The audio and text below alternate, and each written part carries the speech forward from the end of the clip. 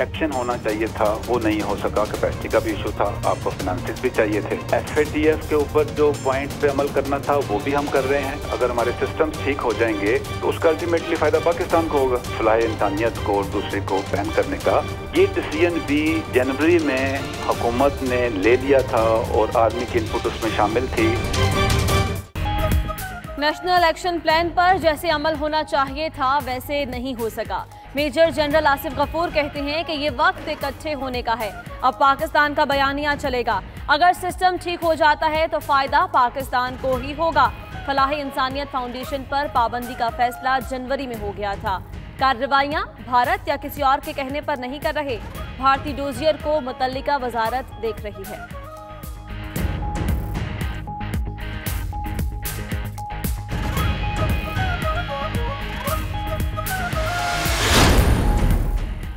जमात दावा और फलाह इंसानियत फाउंडेशन पर पाबंदी आयद। वजारत दाखिला ने नोटिफिकेशन जारी कर दिया। उधर नेशनल एक्शन प्लान की खिलाफ वर्जी पर पंजाब में कलअदम तंजीमों के 65 अफराद गिरफ्तार। शहरियार आफरीदी का कहना है मसूद असर के भाई अब्दुल रऊफ और बेटे हमजा को भी हिरासत में ले लिया गया। दोनों नाम भारतीय डोजियर में शामिल हैं। अगर बेगुनाह निकले तो रिहा कर देंगे।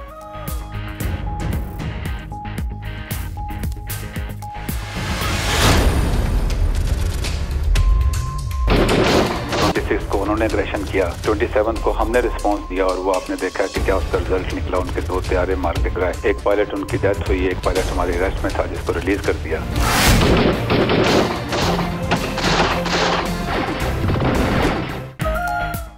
भारत के साथ 26 से 28 फरवरी तक सूरत हाल बहुत कशीदा रही। DGISPR major general Asif Ghafoor का कहना है 26 फरवरी को भारतीय फजाइया ने हुदूद की खिलाफ वर्जी की। 27 को हमने 2 तैयारे गिराए। एक भारतीय पायलट हलाक हुआ, दूसरे को पकड़ने के बाद रिहा कर दिया।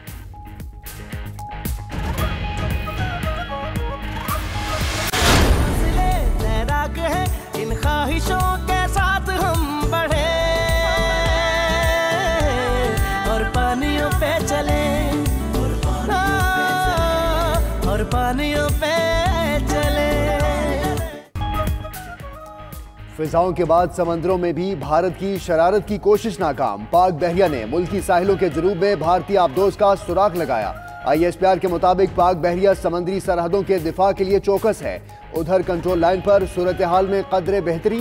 भारतीय फोर्सेस की बिला इस्ताल फायरिंग से एक शख्स जख्मी हुआ। पाक फौज ने जवाब में चौकियों को निशाना बनाया।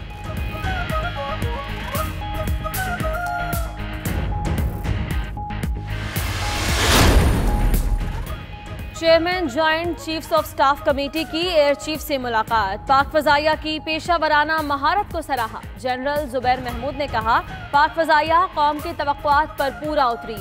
एयर चीफ मार्शल मुजाहिद अनवर बोले किसी भी जाहरियत की सूरत में मुल्की दिफा यकीनी बनाएंगे।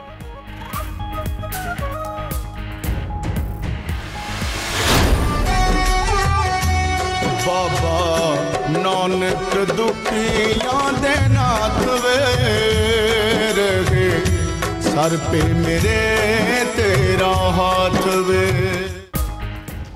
पाकिस्तान का अमन की जानिब एक और बड़ा कदम। बाबा गुरु नानक के 550वें जन्मदिन पर करतारपुर कॉरिडोर की तकमील का अज़्म। राहदारी पर मुज़ाकरात के लिए पाकिस्तानी वफ्द 14 मार्च को भारत जाएगा। तर्जुमान दफ्तर खारजा के मुताबिक भारतीय वफ्द को भी 28 मार्च को पाकिस्तान में खुशामदीद कहेंगे। पाकिस्तानी हाई कमिश्नर सुहेल महमूद जल्द दिल्ली वापस रवाना होंगे।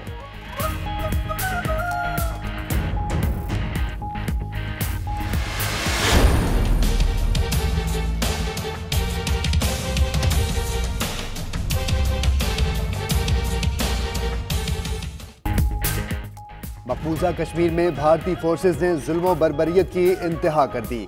पुलवामा के इलाके तराल में काबिज फोर्सेज का नाम नेहाद ऑपरेशन।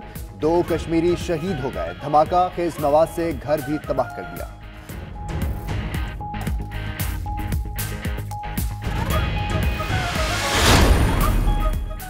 वज़ीर-ए-आज़म से अटॉर्नी जनरल की मुलाकात। मुख्तलिफ कानूनी उमूर पर भी तबादला ख्याल। अनवर मंसूर ने आलमी अदालत में कुलभूषण केस की तफसीलात से भी आगाह किया। बताया कि पाकिस्तान ने मुकदमा बेहतरीन तरीके से पेश किया।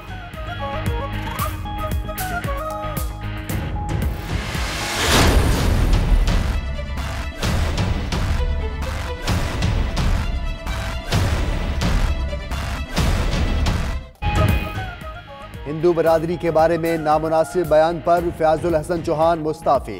इस्तीफे में कहा कि उनकी वजारत तहरीक इंसाफ और इमरान खान की अमानत है, हमेशा पार्टी के साथ थे और रहेंगे। उधर शमशाम बुखारी को पंजाब का नया वजीर इत्तलात बनाने का फैसला। शमशाम बुखारी की वज़ीर आला पंजाब उस्मान बुज़दार से मुलाकात। आज वजारत का हल्फ उठाने का इम्कान।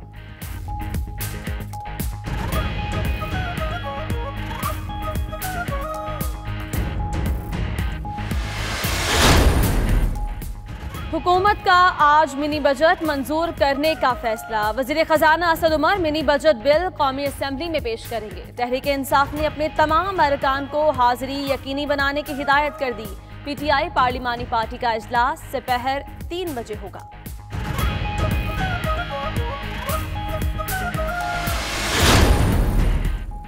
नवाज शरीफ का सेहत की खराबी के बावजूद दोबारा अस्पताल जाने से इनकार। वज़ीर आला ने पंजाब इंस्टीट्यूट ऑफ कार्डियोलॉजी मुंतकिल करने की हिदायत की। पीआईसी में इंतजामात मुकम्मल। एमएस का कहना है तमाम तिब्बी सहूलियात दी जाएंगी। तर्जुमान पंजाब हुकूमत शहबाज गिल कहते हैं हुकूमत नवाज शरीफ को उनकी मर्जी के अस्पताल मुंतकिल करना चाहती है, लेकिन वो जेल में ही रहना चाहते हैं।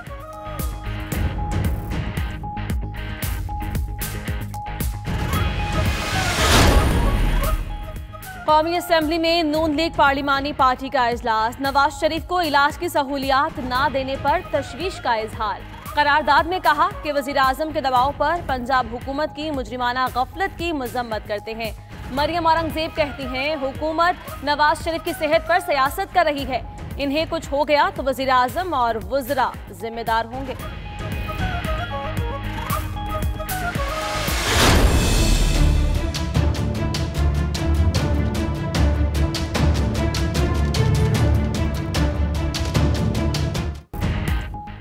लाहौर हाई कोर्ट का फैसला मुअत्तल। सुप्रीम कोर्ट ने निजी चैनल्स को भारतीय मवाद नशर करने से रोक दिया। अदालत उज़्मा ने करार दिया कि हाई कोर्ट पैमरा के इख्तियारात में मुदाखलत नहीं कर सकती। दुरान समात जस्टिस गुलजार अहमद ने इस्तफसार किया कि अब भी आप भारतीय मवाद देखना चाहते हैं।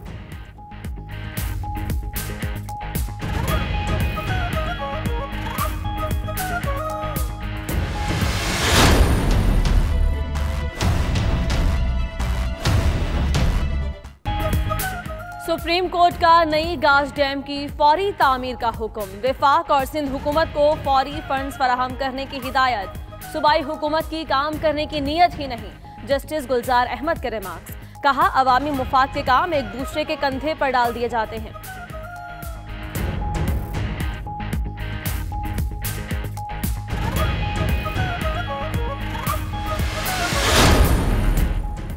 शाम में अमरीकी हिमायत याफ्ता ग्रुप और दाइश के दहशतगर्दों में झड़पें जारी। सीरियन डेमोक्रेटिक फोर्सेस ने कई हफ्तों से दाइश के आखिरी ठिकाने बागोस गांव का मुहासरा कर रखा है।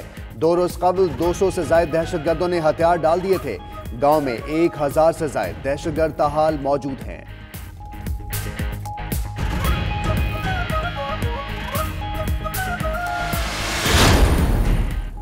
लंदन के वाटरलो स्टेशन, हीथ्रो और सिटी एयरपोर्ट्स पर मुश्तबा पार्सल्स मिले। पार्सल्स के अंदर बैग्स में धमाकाखेज मवाद और आतिशगीर मवाद मौजूद था।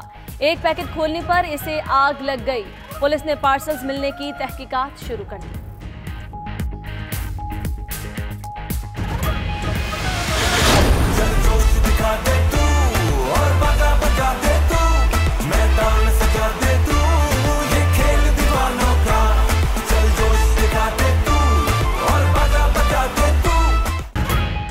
पीएसएल का बुखार कराची वालों पर सवार। सबको है मैचेस का इंतजार। बड़े शहर में क्रिकेट का बड़ा मेला सजने में सिर्फ 3 रोज बाकी।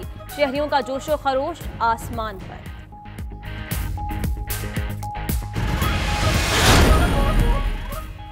और अमेरिकी टीवी अदाकारा कायली जेनर का एजाज फोर्ब्स ने कम उम्र तरीन अरबपति करार दे दिया। 21 साल कायली जेनर के कुल असासों की मालियत $10 अरब है। पहले कम उम्र तरीन अरबपति का एजाज फेसबुक के बानी मार्क जकरबर्ग के पास था।